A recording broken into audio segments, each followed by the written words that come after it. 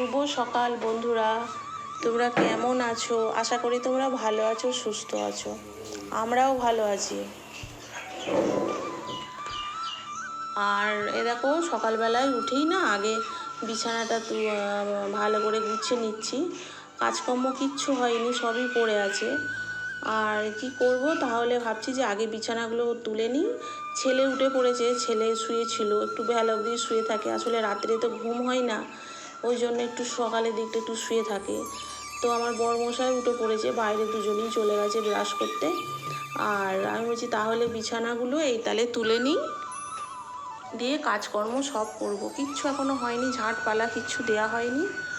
তো বিছানার চাদরটা কদিন ধরেই কালো হয়েছিল, কালো ঠিক হয়নি। আমি না বিছানার চাদর পাতি, তার উপরে একটা কাপড়, মানে আমারই পুরানো কাপড়, সেটা উপরে পেতে রাখি। ওই সাদা মতো তোমরা দেখতে পেতে না, যে একদিকটায় পাতা আছে, তাহলে কি বিছানার চাদরটা কালো হতো না। তো আজকে মনে হলো যে অনেক দিন ধরে তো বিছানার চাদরটা পাতা ছিল, তাহলে আজকে তুলে একটু কেচে দিই। আর এটা পাতলাম, ঘরে ছিল কাঁচা, তো পেতে নিই। বালিশের ওয়ারগুলোও খুলে নিয়েছি, কেচে দেবো। আর একটু এটা সাদা মতো একটু ময়লা হবে, ওই জন্য একটু পাততেও চাই না, কিন্তু ওই জন্যে ওই চাদরটা তুলে নিলাম, যে অনেক দিন হয়ে গেল, একটু কেচে নিই আজকে। তো চলো তাড়াতাড়ি করে পেতে নিই, সব কিছু বিছানাগুলো গুছিয়ে নিই, দিয়ে সব সমস্ত কাজকর্ম সব তোমাদের সঙ্গে দেখাবো। তোমরা দেখবে, আশা করি তোমাদের ভালো লাগবে, তোমরা দেখতে থাকবে।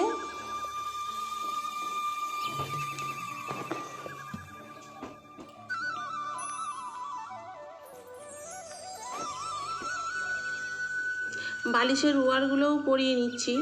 বালিশের ওয়ারও না সাদা সাদা আছে, কিন্তু কালো হয়ে যাবে বলে আমি এই মানে ঘন কালার টাইপের এইগুলোই বার করলাম, একটু পরাচ্ছি, এগুলো পরিয়ে নেব।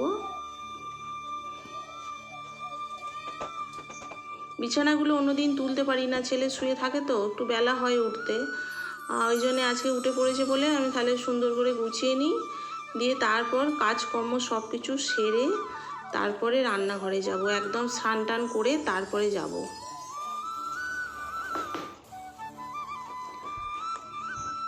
আর নিচের বিছানাটাও ভালো করে ঝেড়ে পেতে নিচ্ছি। এটা পরিষ্কারই আছে, কদিন আগে কেচেছিলাম নিচের চাদরটা। তো ঝাঁটপালাও দিয়ে নিয়েছি। তো এবার বাইরেটা একটু ঝাঁট দিয়ে নেবো, ঘর বারান্দা ঝাঁট দেওয়া হয়ে গেছে, আর বাইরে উঠোনটা একটু, আর দরজার বাইরেটা একটু ঝাঁট দিয়ে নেবো আজকে। বাইরেটা দিয়ে তো হাওয়া আসছে, ওই জন্য দরজাটা দিয়ে দিলাম, মানে ধুলোগুলো ভেতর দিকেই ঢুকে যাচ্ছিল, তো ওই জন্য দরজাটা দিয়ে দিলাম।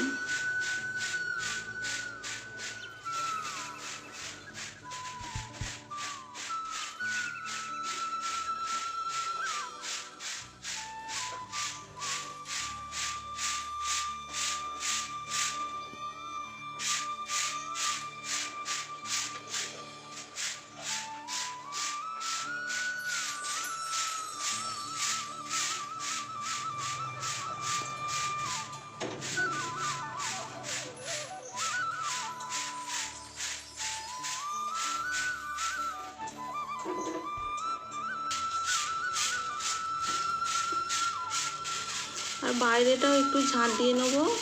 রাস্তাটা কালকে ঝাঁট দিয়েছিলাম, পরিষ্কারই আছে, আজকে আর দেবো না।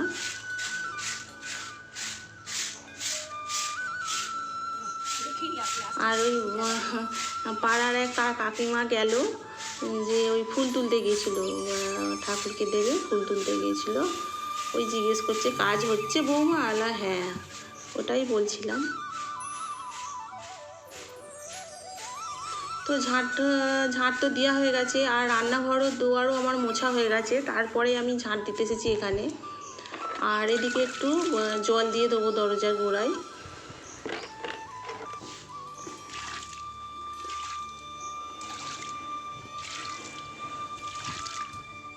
দিয়ে ঘর বারান্দা ভালো করে মুছে নেব।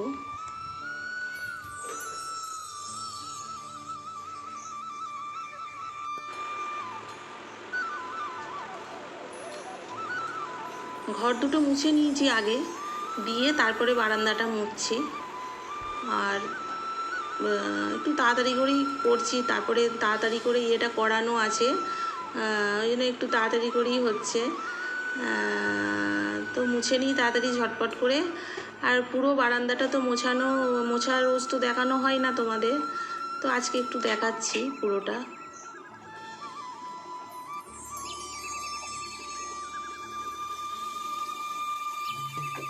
আর ওই যে সেই বলেছিলাম না, আমাদের ঘরে প্রচুর ধুলো, ওই বারবার ওইটা লাঠিটা বারবার ওই ধুয়ে আনতে হচ্ছে নেতাটা, নাহলে ধুলোতে কিচকিচ করে।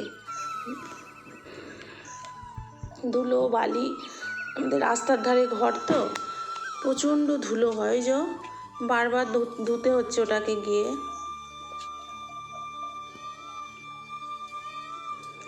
আর ফ্যানটাও একটু চালিয়ে দিয়েছি, একটু তাড়াতাড়ি করে শুকিয়ে যাবে, সিলিং ফ্যানটা চলছে।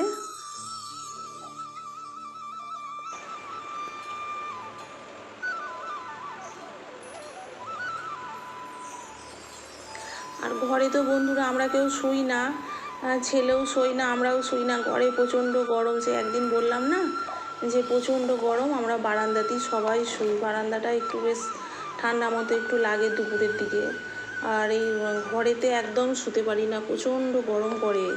তো ছেলেও শোই না, আমরাও শোই না, সবাই মিলে আমরা এই বারান্দাতেই শুই, একটু ওরই মধ্যে স্বস্তি হয়। ঘরে প্রচণ্ড গরম।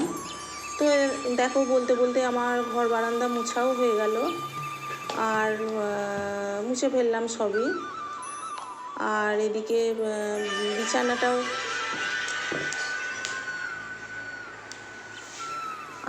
বিছানাটাও সব ঠিকঠাক করা হয়ে গেছে, একটু দেখিয়ে দিলাম তোমাদের পুরো বারান্দাটা। তারপরে স্নান করে ছাদে চলে এসেছি।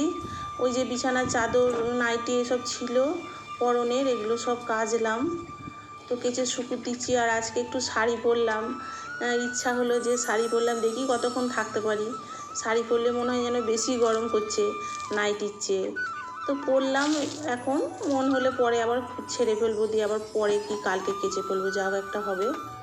তো এখন তো পরলাম, আর এই বিছানার চাদরটা ভালো করে শুকুর দিচ্ছি।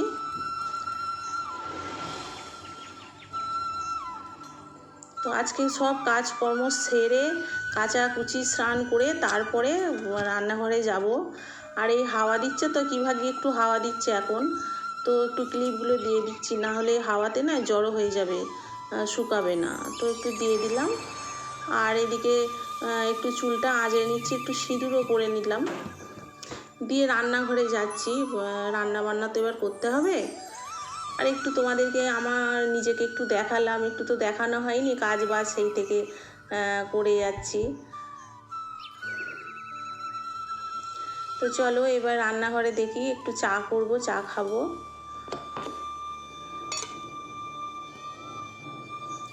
চাটা করলাম, তো একটু ছেঁকে নিচ্ছি। একটু আগে বাবাকে চা দিয়েছি, বাবা খেয়ে চলে গেছে, এটা আমি আর আমার বড়মশাই চা খাবো।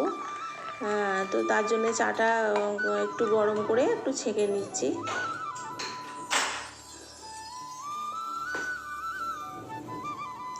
তারপরে দেখি ভাত বসাবো।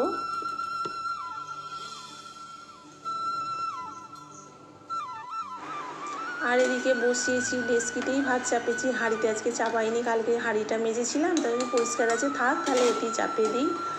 এতে একটু আলু ভাতে দিয়েছি, দেখা যাক কি হয়। আর তারপরে আমার বড়মশাই বললো আলু ভাতে দাও আর ডিম ভাজো, বরং ভাত খাওয়া হোক সবাইকার, দিয়ে তেল পাঁচফোড়ন, আবার এতে একটু পেঁয়াজও ভেজেছি। সর্ষের তেল, পাঁচফোড়ন, শুকনো লঙ্কা আর পেঁয়াজ কুচিয়ে ভালো করে এতে মাখলাম, দিয়ে আর ডিমও ভেজেছি, তো এটা দিয়েই খাওয়া হোক।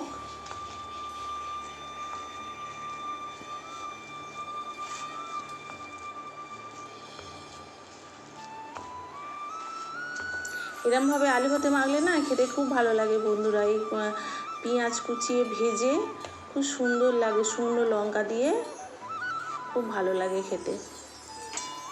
আর ডিমটা তুলে নেবো এতে।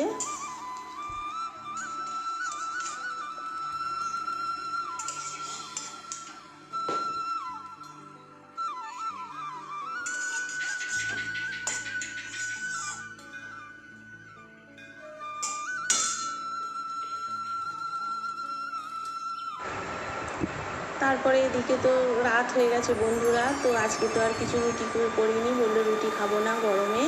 তো বরমশাই চপ এনেছে, তো চপ নিয়ে এলাম, আর ছেলেকে ওই যে ওবেলা জল ঢালা ভাত খেলাম, আর ছেলে বললো ভাত আমি খাবো। তাহলে বন্ধুরা আমার এই ভিডিওটা আজকে এই অবধি। আর আমার ভিডিওটা যদি তোমাদের ভালো লেগে থাকে তাহলে লাইক, কমেন্ট আর শেয়ার করবে, আর অবশ্যই সাবস্ক্রাইব করবে।